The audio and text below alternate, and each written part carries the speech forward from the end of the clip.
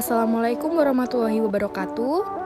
Izin memperkenalkan diri, nama saya Indri Stiani, NPM 18 13 03 1045 dari Pendidikan Ekonomi 2018, Universitas Lampung. Ekonomi pembangunan merupakan cabang ekonomi yang mempelajari aspek-aspek ekonomi dalam proses pembangunan di negara berkembang, yang berfokus pada metode pembangunan ekonomi, pertumbuhan ekonomi, dan perubahan sosial. Dan pada kesempatan kali ini, saya akan menjelaskan tentang peta konsep alur posisi pembangunan ekonomi. Berikut peta konsep yang telah saya buat. Di sini, ilmu ekonomi adalah suatu ilmu yang mempelajari tentang segala tingkah laku manusia yang bertujuan untuk mendapatkan dan mengelola sumber daya yang terbatas. Ilmu ekonomi juga dapat dipahami sebagai usaha dalam membuat suatu alternatif barang atau jasa untuk memuaskan kebutuhan hidup manusia yang tak terbatas. Nah, ilmu ekonomi itu sangat berperan penting dalam masyarakat dan memberikan dampak yang besar bagi kehidupan masyarakat. Oleh karena itu, terdapat pembagian-pembagian dalam ilmu ekonomi. Terdapat 3, yaitu yang pertama ada ekonomi deskriptif, di mana ini merupakan analisis ekonomi yang menggambarkan kondisi sebenarnya berdasarkan kondisi fakta dalam perekonomian. Selain itu, dalam penggambarannya, ekonomi deskriptif ini mempunyai beberapa bentuk, seperti berupa grafik maupun kurva. Fungsi utamanya adalah agar setiap masyarakat bisa mengetahui ekonomi suatu negara secara faktual. Nah, misalnya yang terjadi di Indonesia ini, seperti gambaran kondisi krisis moneter di Indonesia yang terjadi pada tahun 1998. Yang kedua, ada ekonomi teori. Adalah analisis ekonomi yang berusaha menjelaskan, mencari pengertian, hubungan sebab akibat, dan cara kerja sistem ekonomi. Nah, dalam ilmu ekonomi teori ini dibagi lagi menjadi 2 macam, yaitu ilmu ekonomi mikro dan ilmu ekonomi makro.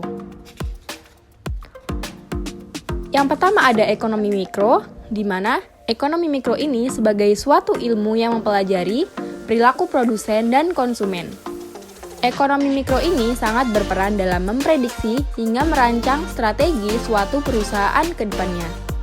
Ekonomi mikro akan mempermudah suatu perusahaan dalam memahami perilaku, kemauan, dan kebutuhan konsumen.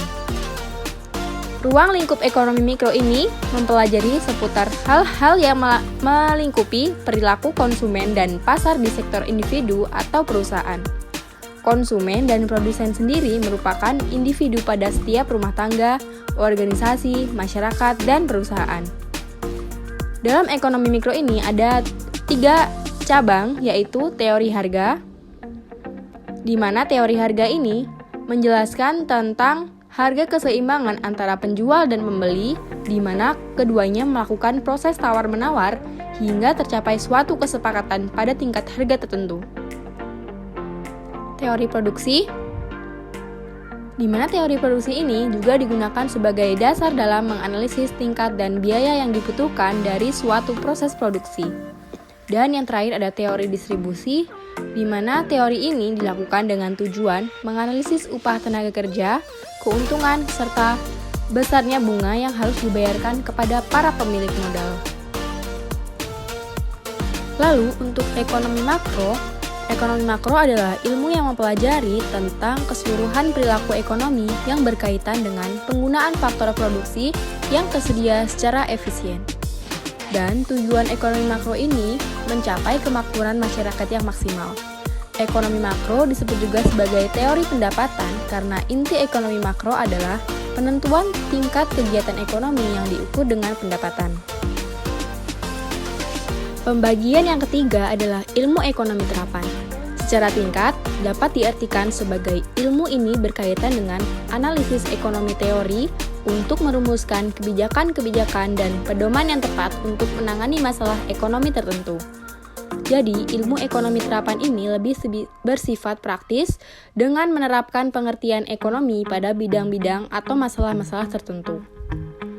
Contoh dari ekonomi terapan ini Yang pertama ada ekonomi moneter, ekonomi perbankan, ekonomi pasar bebas, ekonomi Pancasila, ekonomi kesehatan, ekonomi syariah, serta yang terakhir ada ekonomi pembangunan yang akan kita bahas. Masuk ke ekonomi pembangunan, di mana ekonomi pembangunan ini merupakan suatu cabang dari ilmu ekonomi yang bertujuan untuk menganalisis masalah-masalah yang dihadapi oleh negara-negara berkembang dan caranya untuk mengatasi masalah-masalah itu, supaya negara-negara tersebut dapat membangun ekonominya dengan cepat. Nah, baru di dalam ekonomi pembangunan ini ada pembangunan ekonomi. Pembangunan ekonomi merupakan suatu proses yang menyebabkan pendapatan per kapita penduduk suatu masyarakat meningkat dalam jangka panjang, disertai dengan perubahan ciri-ciri penting suatu masyarakat, yaitu perubahan dalam keadaan sistem politik, struktur sosial, nilai-nilai masyarakat, dan struktur kegiatan ekonominya. Jadi dapat disimpulkan bahwa ekonomi pembangunan merupakan ilmu yang mempelajari tentang pembangunan ekonomi. Sedangkan pembangunan ekonomi atau sering pula disebut perkembangan ekonomi adalah suatu proses yang menyebabkan pendapatan per kapita penduduk meningkat dalam jangka panjang dan disertai dengan perubahan ciri-ciri penting dalam suatu masyarakat atau modernisasi. Sebagai suatu usaha, pembangunan merupakan tindakan aktif yang harus dilakukan oleh suatu negara dalam rangka meningkatkan pendapatan per kapita. Dengan demikian, sangat dibutuhkan peran serta masyarakat, pemerintah, dan semua elemen yang terdapat dalam suatu negara untuk ikut berpartisipasi aktif dalam proses pembangunan. Hal ini dilakukan karena kenaikan pendapatan per kapita mencerminkan perbaikan dalam kesejahteraan masyarakat. Namun, tidak bisa dipungkiri bahwa dalam proses pembangunan ekonomi masih terdapat beberapa masalah. Dan masalah-masalah pembangunan ekonomi pada saat ini yaitu ada yang pertama kemiskinan, pengangguran, ketimpangan dalam distribusi pendapatan, serta tingginya angka pertumbuhan penduduk. Baiklah, itu saja mungkin penjelasan yang bisa saya sampaikan. Kurang lebihnya saya mohon maaf dan saya akhiri. Wassalamualaikum warahmatullahi wabarakatuh.